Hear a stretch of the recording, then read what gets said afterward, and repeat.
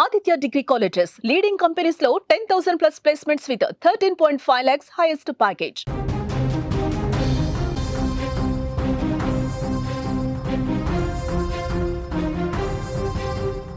Breaking news అందుతోంది. కోనసీమ జిల్లా రాజోలు మండలంలో దారుణం జరిగింది. బి సావరం గ్రామంలో మహిళ దారుణ హత్యకు గురైంది. మొదట పెళ్లి చేసుకుని విడాకులు తీసుకున్న పుష్ప షేక్ షమ్మా అనే యువకుడితో సహజీవనం చేస్తోంది. పుష్పను వ్యభిచారం చేయాలని ఒత్తిడి తీసుకొచ్చాడు. ఇదే విషయంపై గత రాత్రి గొడవ జరిగింది. మధ్యమత్తులో పుష్పను షేక్ షమ్మా చంపేశాడు. అడ్డు వెళ్లిన పుష్ప తల్లి అన్న మీద కూడా విచక్షణారహితంగా దాడి చేశాడు. నిందితుడు మృతురాలికి 22 సంవత్సరాలే తేడా. అంబేద్కర్ కోనసీమ జిల్లాలో దారుణం చోటు చేసుకుంది. రాజోలు మండలం సావరం గ్రామంలో ఓ మహిళ దారుణ హత్యకు గురైన ఘటనకు సంబంధించిన వార్త మనం చూస్తున్నాం. సహజీవనం చేస్తున్న ప్రియుడే ఆమెను కత్తితో పొడిచి ప్రాణం తీశాడు. ఓలేటి పుష్పకు మొదటి వివాహం కాగా విడాకులు తీసుకుంది. తర్వాత ప్రియుడు షేక్ షమ్మతో సహజీవనం చేస్తుంది. 6 నెలలుగా వీళ్ళిద్దరూ కలిసి బి సావరం గ్రామంలో ఉంటున్నారు. షమ్మ గత కొన్ని రోజులుగా మద్యం తాగి పుష్పను వ్యభిచారం చేయాలంటూ గొడవ పడుతూ ఒత్తిడి చేస్తూ ఉన్నాడు. బుధవారం రాత్రి కూడా ఇదే విషయం మధ్య వీళ్ళిద్దరి మధ్య గొడవ జరిగింది. తీవ్రమైనటువంటి గందరగోళం నేపథ్యంలో అక్కడ గొడవ అంతకంతకు ఎక్కువై ఆమెను చాకుతో పొడిచి చంపేశాడు. ఆమెపై దాడి చేస్తుండగా అడ్డొచ్చిన ఆమె తల్లి సోదరుడి మీద కూడా కత్తితో దాడి చేయడంతో తీవ్ర గాయాలయ్యాయి. ప్రస్తుతం ప్రియుడు పరారీలో ఉండటంతో పోలీసులు గాలిస్తున్నారు. ఇదే విషయానికి సంబంధించి మరింత సమాచారం తెలుసుకుందాం. మా ప్రతినిధి అరుణ్ తేజ్ ఫోన్ లైన్లో సిద్ధంగా. అరుణ్ తేజ్, ఏం చెప్తున్నారు పోలీసులు? డాక్టర్ బిఆర్ అంబేద్కర్ కోనసీమ జిల్లా రాజోల్ మండలం బీసారంలో వ్యభిచారం చేయమని ఒత్తిడి చేస్తూ నిరాకరించిందని తన ప్రియురాల్ని కత్తితో పొడిచి అతికిరాతంగా హత్య చేశాడు షేక్ షమీ అనే వ్యక్తి. వాళ్ళిద్దరూ షేక్ షమీ, ఓలేటి పుష్ప గత 6 నెలలుగా ఒక బీసావరంలో వాళ్ళ ఎవరైతే ఓలేటి పుష్ప వాళ్ళ అమ్మ ఇంట్లోనే 6 months నుంచి సహజీవనం చేస్తున్నారు. స్థానికంగా నివాసం ఉంటూ ఇంతకు ముందే ఓలేటి పుష్ప అతురాలికి పెళ్లి జరిగి విడాకులు తీసుకోవడం కాకుండా ఒక బాబు కూడా ఉన్నాడు. ఇప్పుడు ఈ షమీ తోటి సహజీవనం చేస్తుంది. వీళ్ళకి పిల్లలైతే లేరు. గత కొన్ని రోజులుగా వీళ్ళిద్దరి మధ్య చిన్న చిన్న గొడవలు జరుగుతుంది. గత రాత్రి ఈ ఎవరైతే పోలేటి పుష్పం ఉన్నారో తనను వ్యభిచారం చేయమని హతుడు ఇబ్బంది పెడతాం జరిగింది. నేను చేయను, ఇలా చేయటం కుదరదని చెప్పడంతో సరే అని ఒక 2 days నుంచి గొడవ జరుగుతున్నా ఆగాడు. నిన్న ఏదైతే ఉందో ఆయన పుష్పని అమలాపురం వరకు తీసుకెళ్లి కంప్యూటర్ క్లాస్ అని తీసుకెళ్లి తిరిగి తీసుకొస్తుండగా పాసల్పూర్ బ్రిడ్జి మీద ఇద్దరికి గొడవ జరిగితే బ్రిడ్జి నుంచి తోసేద్దామని కూడా ట్రై చేశాడంట. అక్కడ నుంచి పుష్ప వాళ్ళ మదర్ కి ఫోన్ చేసి ఇలా జరుగుతుందని కూడా చెప్పింది. సో అక్కడికి పుష్ప వాళ్ళ అమ్మ వెళ్ళి అక్కడ స్థానికులతో మాట్లాడి జాగ్రత్తగా ఆమెని ఇంటికి తీసుకొచ్చింది. ఇంటికి వచ్చిన తర్వాత షమీని అడిగితే అటువంటిది ఏం లేదని మాట మార్చేసి దాటవేసి వెళ్ళిపోయాడు. తర్వాత కొద్దిసేపటికి పుష్ప వాళ్ళ పెద్దమ్మ గారు అబ్బాయి వినయ్ అనే వ్యక్తి వచ్చి ఎందుకు మా చెల్లిని ఎలా చేసామని అడిగితే వాళ్ళిద్దరికి మధ్య మాట జరిగి చాకుతో అతన్ని పొడవబోయాడు.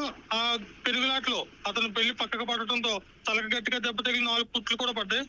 తర్వాత ఓలేటి పుష్ప వాళ్ళ అడ్డు వెళ్ళింది. ఆవిడని కూడా లెఫ్ట్ సైడ్ ఛాతి మీద కూడా పొడవడం జరిగింది. ఈ లోపు పుష్ప చాపుదామని చూసి లోపు ఒకసారి తొడ మీద పొడిచి తర్వాత గుండెల్లో డైరెక్ట్ గా పొడవడంతో అక్కడికక్కడే ఆమె చనిపోవడం జరిగింది. దీనికి సంబంధించి కూడా వీళ్ళిద్దరి మధ్య గతంలో పెద్దలు కూడా రాజీ చేశారు. గత కొంతకాలంగా వీళ్ళు గొడవలు జరుగుతున్నా 2 సార్లు రాజీ చేసిన వాళ్ళు బానే ఉన్నారు. అరుణ్ తేజ్, షమీ ప్రస్తుతం పోలీసుల అదుపులోనే ఉన్నాడా?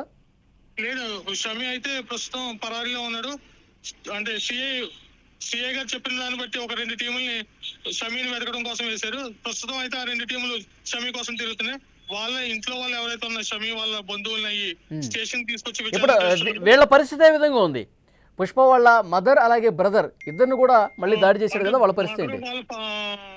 వాళ్ళ అన్నయ్య కూడా రాత్రి ట్రీట్మెంట్ జరిగింది ఇక్కడ స్థానిక హాస్పిటల్లో. ప్రస్తుతం అయితే అతను నిలకడగానే ఉన్నాడు.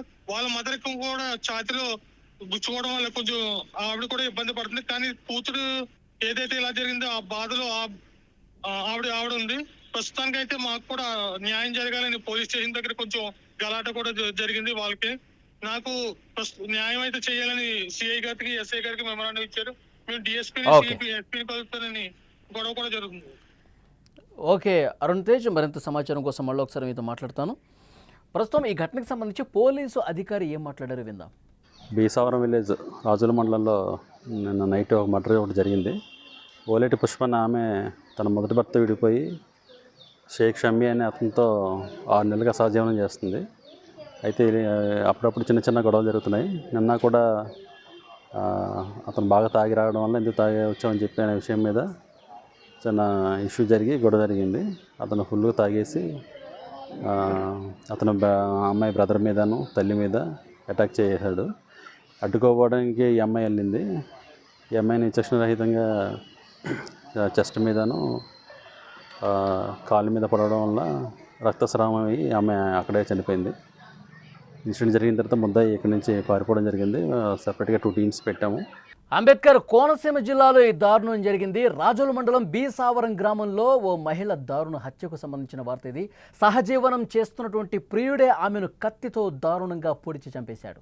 ఓలేటి పుష్పకు మొదటి వివాహం కాగా విడాకులు తీసేసుకుంది. తర్వాత ప్రియుడు షేక్ షమీతో సహజీవనం చేస్తోంది. 6 నెలలుగా వీళ్ళిద్దరూ కలిసి బీసావరం గ్రామంలోనే ఉంటున్నారు. షమీ గత కొన్ని రోజులుగా మద్యం తాగి పుష్పను వ్యభిచారం చేయాలంటూ గొడవ చేస్తూ ఉన్నాడు, ఒత్తిడి చేస్తూ ఉన్నాడు. రోజు కూడా ఇదే గొడవ జరుగుతుంది. నువ్వు వ్యభిచారం చేయి, ఎక్కడికైనా వెళ్ళు, ఎవరితోనా వెళ్ళు, డబ్బులు తీసుకురా అంటూ వేధిస్తూనే ఉన్నాడు. నమ్మి నీతో కలిసి ఉంటున్నందుకు ఇంత దారుణంగా ప్రవర్తిస్తావా నీచుడా అంటూ పుష్ప కూడా ఆందోళన చేస్తుంది. పుష్ప కూడా తీవ్రంగా గొడవ జరుగుతుంది.